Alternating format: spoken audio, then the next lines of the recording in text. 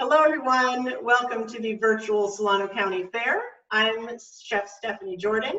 I'm the local food program manager at Sustainable Solano, and today I'm going to be demonstrating some easy strawberry ice pops. A great thing to do with kids now that summer's here and the weather is warm. So this is one of many cooking demonstrations that we are doing over here at Sustainable Solano to raise awareness of specialty crops grown by our local farmers here in Solano County. You're probably wondering, what is a specialty crop? It is primarily things that we eat: fruits, vegetables, tree nuts, culinary herbs.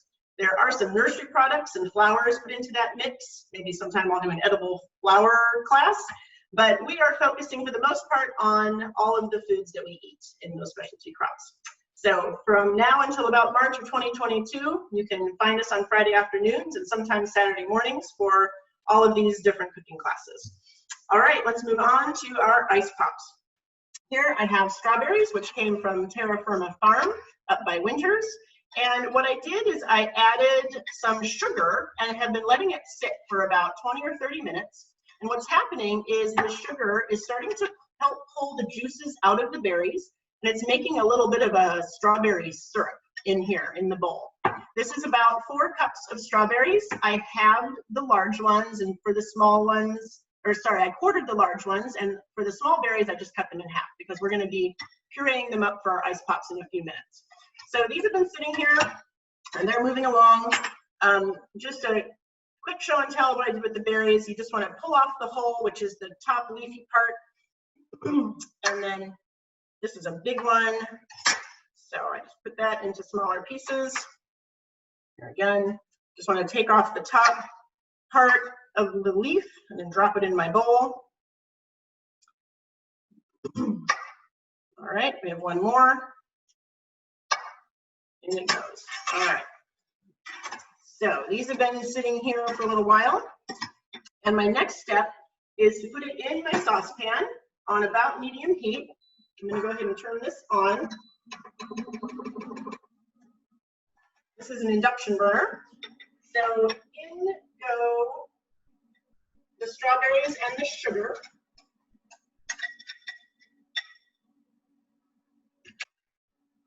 I'm going to scrape all of this out of here because this is where all the flavor is.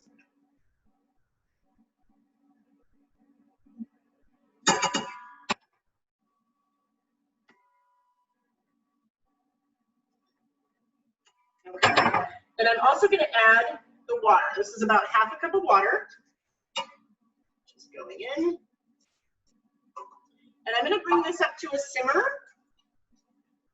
and let it cook a little bit. I want the sugar to dissolve, and I also want the fruit to start breaking down a little bit before I put it into my food processor.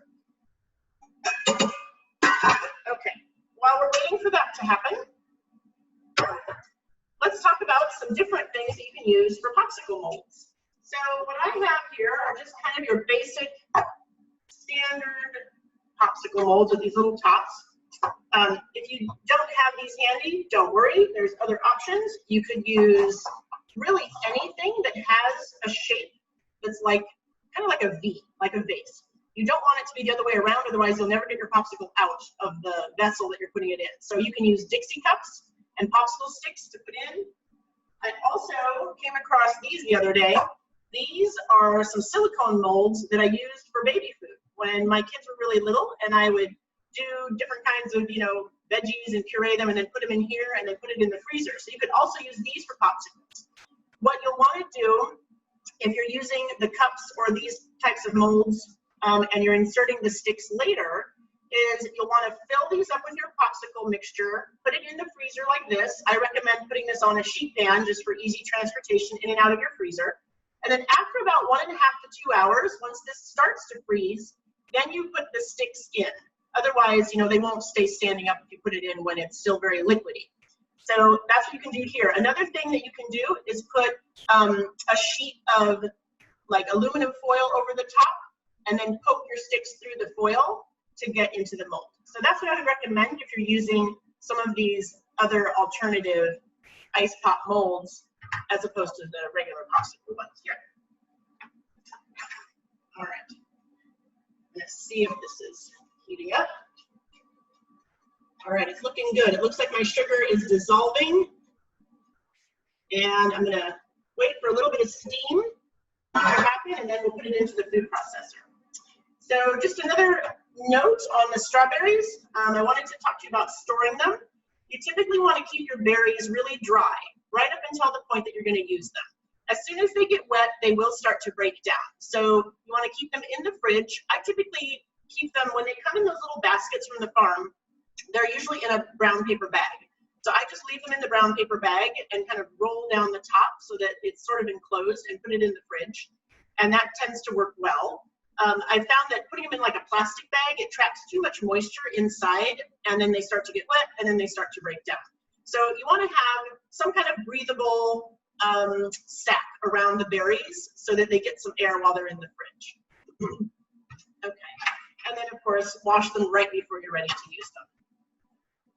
All right, the other thing going in our popsicles is a little bit of lemon juice. So I'm going to go ahead and cut that down too. This is a Meyer lemon. Any kind of lemon will work.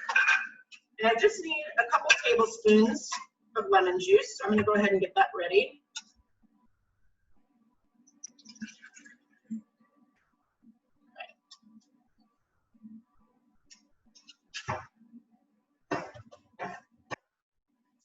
All right. So let's check our berries one more time. As long as, okay, I see some steam and they are starting to break down a little bit. And the sugar is definitely dissolved. All right, excellent. We're ready to move on to the next step, which is pureeing this mixture in a food processor. You can also use a blender if you don't have a food processor. Either one works fine. So I'm just going to slide this out. I'm going to pour all of this in here. And I'm going to add my lemon juice and give this a quick buzz.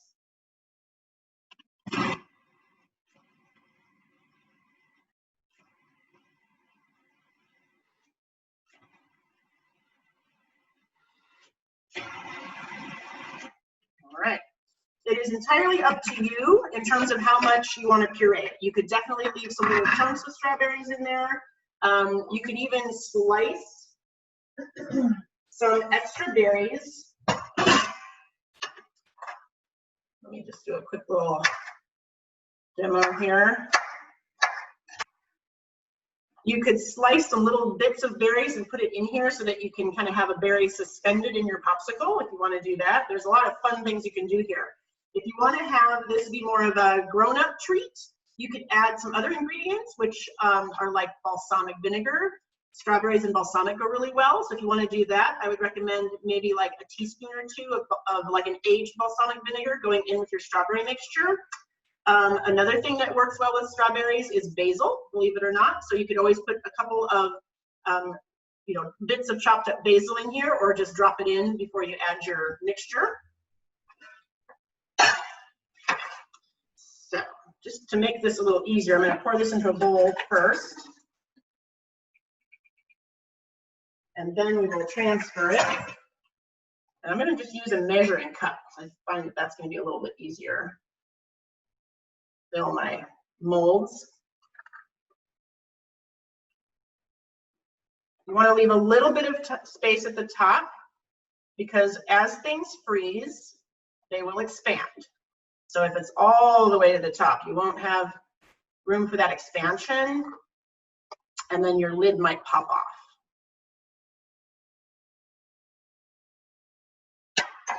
Okay, clean this up a little bit.